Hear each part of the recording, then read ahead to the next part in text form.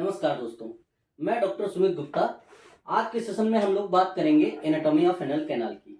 अगर आप डॉक्टर हैं और बॉडी के किसी पर्टिकुलर ऑर्गन पर आप प्रैक्टिस करते हैं तो आपको उसकी एनाटॉमी और फिजियोलॉजी के बारे में अच्छा नॉलेज होना जरूरी है, तभी आप एक सक्सेसफुल डॉक्टर बन सकते हैं। तो अगर एनाटॉमी ऑफ एनल कैनाल की बात करें तो सबसे पहली बात आती है कि डेफिनीशन। एनल कैनाल क्या होती है?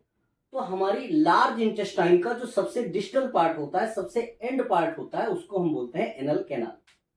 कहाँ सिचुएटेड होता है? तो टू बटक्स के बीच में। और इसकी अगर पोजीशन कोई पूछे कैसी पोजीशन है, तो ये डाउनवर्डली और बैकवर्डली होती है।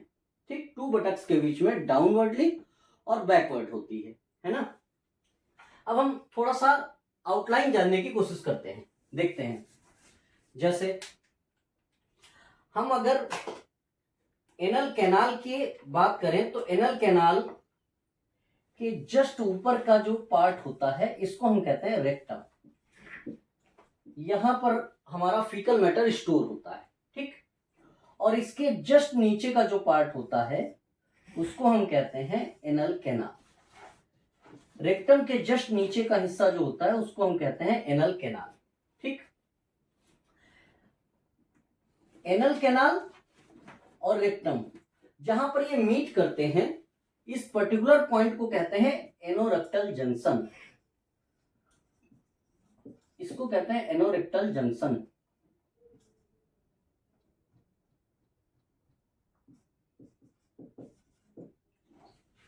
ठीक।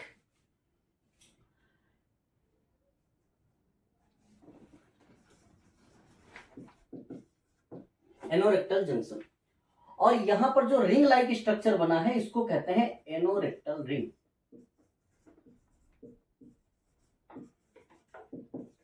इसको कहते हैं एनोरेक्टल रिंग, ओके। यहीं पर कुछ मसल्स प्रेजेंट होती हैं जिसको हम बोलते हैं लिवेटर एनाई मसल। लिवेटर एनाई मसल, इसका बहुत बड़ा रोल है कई चीजों में। हम लोग बात करेंगे कि हमारे फीकल मैटर को, हमारी कॉन्टिनेंस को बनाए रखने के लिए इसका बहुत बड़ा रोल है। सर्जरी के पार्ट में कभी भी सर्जरी करते टाइम इस बात का पूरा ध्यान रखा जाता है कि मसल डैमेज नहीं होनी चाहिए। अगर कभी ऐसा हुआ तो जो फीकल मैटर रोकने की, जो मल रोकने की क्षमता खत्म हो जाएगी, उसको बोलेंगे इनकॉन्टिनेंस। तो उसका बहुत बड़ा रोल है। ये जो लाइन जैसी बन के आई, इसके ऊपर के हिस्से को कहते हैं पेल्विक रीजन। इसके ऊपर के हिस्से को बोलते हैं पेल्विक रीजन। नीचे के हिस्से को बोलते हैं पेरिनियम।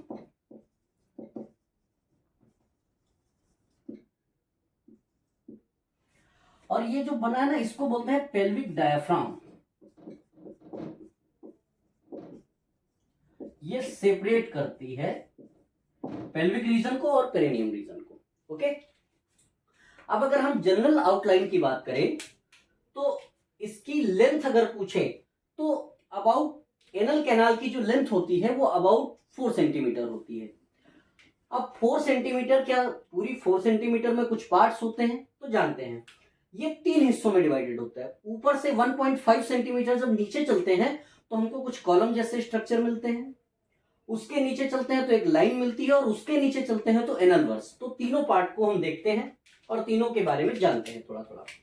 देखिए, जब ऊपर से 1.5 सेंटीमीटर नीचे चलते हैं, कितना? 1.5 सेंटीमीटर, तो हमको कुछ कॉलम जैसे स्ट्रक्चर मिलते हैं। इनको बोलते हैं anal column of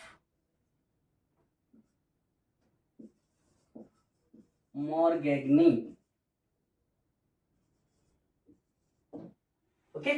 in column को बोलते हैं एनल कॉलम ऑफ मॉर्गेग्नी। ये इनका नंबर वैसे 6 to 10 होता है, पर्सन टू पर्सन वेरी कर सकता है। किसी में 6, किसी में 7, किसी में 8, 6 to 10 इसकी रेंज होती है। इनके बेस पर कुछ वाल्व लाइक स्ट्रक्चर होते हैं, कुछ वाल्व लाइक स्ट्रक्चर होते हैं, इनको बोलते हैं एनल वाल्व। Anal valve. इन्हीं यहीं पर कुछ साइनसेस होते हैं जिन्हें कहते हैं एनल साइनसेस। एनल साइनसेस,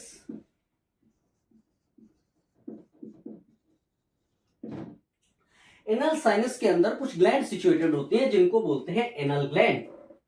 यहीं पर कुछ ग्लैंड सिचुएटेड होती हैं। अगर हम कुछ बनाना चाहें तो ऐसे कुछ स्ट्रक्चर बनता है जिनको क्या कहते हैं, एनल ग्लैंड्स। और ये अपना सिक्रीशन यहीं पर निकालती हैं साइनसेस में, म्यूकस सिक्रीट करती है मेनली। और इससे फायदा क्या होता है, जो फीकल मैटर है, जो मल है, वो लुब्रिकेट हो जाता है। और जब लुब्रिकेट हो जाता है तो वो आसानी से हमारी बॉडी से बिना चोट पहुंचाए बाहर निकल जाता है। ये अपना सिक्रीशन यहीं पर निकालती हैं। एनल ग्लैंड्स साइनसेस में प्रेजेंट होती हैं, नंबर अलग अलग हो सकता है। अच्छा, जब कभी भी इनमें इन्फेक्शन होता है या फिर इनमें किसी तरीके का कोई पैथोजेनिक या कोई भी फीकल मैटर इसके अंदर इन्फेक्शन करता है तो इन्हीं की वजह से फिस्टुला बनता है। मोस्ट ऑफ द केसेस में देखा गया है कि अबाउट 80% या उससे ज्यादा फिस्टुला जो होते हैं वो एनल ग्लैंड में इन्फेक्शन की वजह से बनते हैं। ठीक, जो ये दिखने में कुछ दांतों जैसी लाइन नहीं दिख रही है, तो ये जो दांतों जैसी लाइन बनी है, इसी लाइन का नाम होता है डेंटेट लाइन। इसका नाम होता है डेंटेट लाइन, या इसका एक और नाम है pectinate line. Pectinate line, okay, बहुत इंपॉर्टेंट लाइन है क्योंकि इस लाइन के ऊपर के हिस्से में अलग सिस्टम है, नीचे के हिस्से में अलग सिस्टम है। कई चीजें ऐसी हैं जो हम कह सकते हैं ऊपर कुछ और है, नीचे कुछ और है। जैसे हम अगर ब्लड सप्लाई की बात करें तो ऊपर की ब्लड सप्लाई डिफरेंट है, ऊपर की ब्लड सप्लाई अलग है, ऊपर का लिम्फेटिक ड्रेनेज अलग है, ऊपर की नर्व सप्लाई अलग है, ऊपर की इपिथेलियम अलग है। अगर हम थोड़ी थोड़ी बात करना चाहें तो ऊपर जो ब्लड सप्लाई है वो सुपीरियर रेक्टल वेन करती है। अगर हम बात करें कि लिम्फेटिक ड्रेनेज, वो भी डिफरेंट है। इपिथेलियम की बात करें तो ऊपर कॉलमनर इपिथेलियम और इसके नीचे अगर हम बात करें तो स्क्वेमस इपिथेलियम होती है। तीन टाइप की इपिथेलियम बोली जाती है, कॉलमनर, स्क्वेमस और क्यूबॉइडल। तो डेंटेट लाइन के ऊपर की जो इपिथेलियम होती है वो कॉलमनर इपिथेलियम है, नीचे की बात करें तो स्क्वेमस इपिथेलियम है।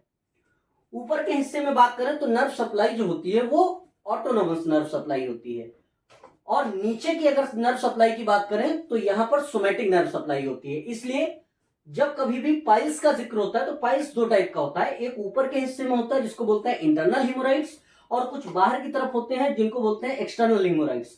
अगर सुपीरियर रेक्टल वेन के डायलिटेशन की वजह से पाइल्स डेवलप हुआ है तो उसको बोलते हैं इंटरनल हिमोराइड्स, और अगर इंफीरियर रेक्टल वेन के डायलिटेशन की वजह से पाइल्स डेवलप हुआ है तो उसे बोलते हैं क्या, एक्सटर्नल हिमोराइड्स।